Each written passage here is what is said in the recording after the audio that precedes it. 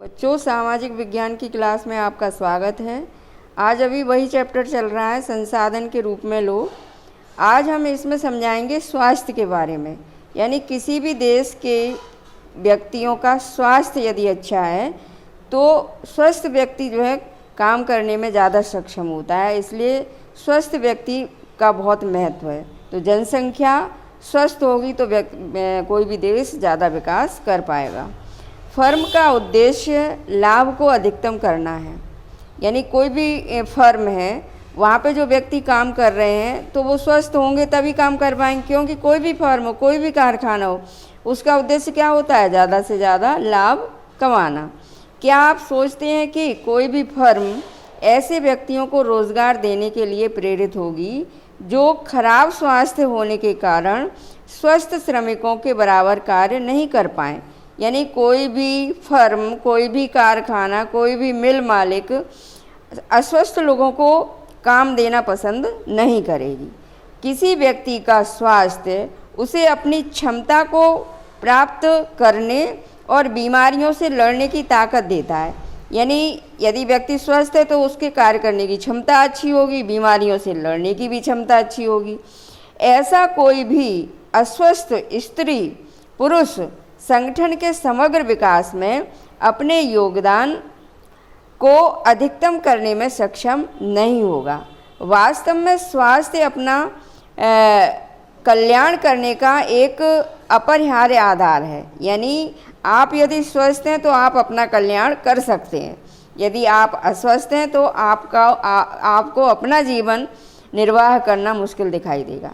इसलिए जनसंख्या की स्वास्थ्य स्थिति को सुधारना किसी भी देश की प्राथमिकता होती है। तो इसके लिए देश जो है अच्छी से अच्छी स्वास्थ्य सेवाएं देने की कोशिश करता है।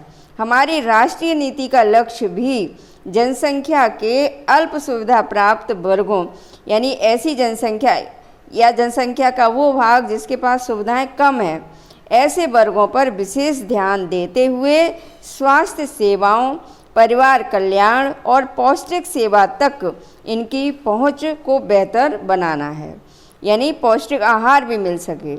पिछले 5 दशकों में भारत ने सरकारी और निजी क्षेत्रों में प्राथमिक, द्वितीयक तथा तृतीयक सेवाओं के लिए अपेक्षित एक विस्तृत स्वास्थ्य आधारित संरचना और जनशक्ति का निर्माण किया है। इन उपायों को अपनाने से जीवन प्रत्याशा बढ़कर वर्ष 2014 में 68.3 वर्ष अधिक हो गई है। शिशु मृत्यु दर 1951 के 147 से घटकर 2016 में 34 पर आ गई है। यानी 1951 में ज़्यादा थी, 147 थी, अब 2016 में 34 पर आ गई है। इसी अवधि में अशोधित जन्म दर गिरकर 20.4 और मृत्यु दर 6.4 पर आ गई है।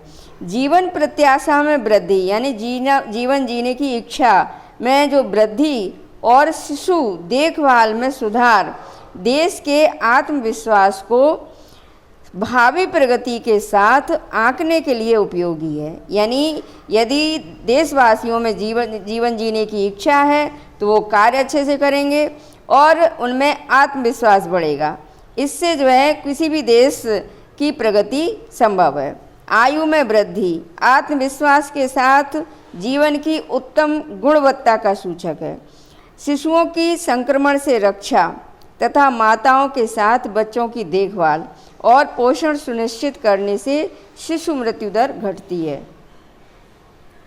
तो ये आंकड़े देखें आप, उपकेंद्र, प्राथमिक स्वास्थ्य केंद्र, ये संबंधित वर्षों की स्वास्थ्य आधारित संरचना के आंकड़े हैं। ये 2013 से 2017 तक के आंकड़े हैं। तो यहाँ पे जो है प्राथमिक स्वास्थ्य केंद्र, उपकेंद्र, सामुदायिक स्वास्थ्य केंद्र, ये 13 में कितने थे, फिर 14 में कितने हुए, तो लगातार आप देखेंगे लगातार ये इनमें वृद्धि हुई है। स्वास्थ्य केंद्रों में औषधालय तथा अस्पताल, इनमें भी वृद्धि हुई है। बिस्तर, सरकारी बिस्तर, बेड वगैरह, इनमें भी वृद्धि हुई है क्रम से प्रतिवर्ष। और भारतीय चिकित्सा परिषद में पंजीकरण डॉक्टरों में भी वृद्धि हुई है। नर्सिंग कर्मी इनमें भी वृद्धि हुई है। तो इन आंकड़ों से पता चलता है कि स्वास्थ्य सेवाएं अच्छी करने के लिए गवर्नमेंट ने बहुत प्रयास किए हैं। क्या आपको भारत में ऐसे अनेक स्थान हैं जिनमें ये मौलिक सुविधाएं भी नहीं हैं। भारत में कुल 381 मेडिकल कॉलेज और 301 डेंटल कॉलेज, डेंटल यानी दांतों के अस्पताल हैं, यानी कॉलेज हैं जहाँ पर शिक्षा दी जाती है विद्यार्थियों को। केवल 4 राज्य जैसे आंध्र प्रदेश, कर्नाटक, महाराष्ट्र एवं तमिलनाडु में कुल राज्यों से अधिक मेडिकल हैं। अब समझें बेरोजगारी। सकल की माँ शीला अपने घरेलू कामकाज और बच्चों की देखभाल तथा खेती के काम में अपने पति बूटा की मदद करती थी। सकल का भाई जीतू और बहन सीतू अपना समय खेलने और घूमने फिरने में गुजारते थे। क्या आप शीला या जीतू या सीतू को बेरोजगार कह सकते हैं? यदि नहीं तो क्यों? बेरोजगारी उस समय विद्यमान कही जाती है जब प्रचलित मजदूरी दर पर काम करने के लिए इच्छुक लोग रोजगार नहीं पा सकें। यानी जब कोई भी व्यक्ति काम करने के लिए इच्छुक है और उसे रोजगार नहीं मिल रहा है, तब वो बेरोजगार कहलाएगा। अगर व्यक्ति काम ही नहीं करना चाहता है तो वो बेरोजगार नहीं कहलाएगा। शीला की रुचि अपने घर के बाहर काम करने में नहीं है, तो वो केवल अपने घर का काम करती है।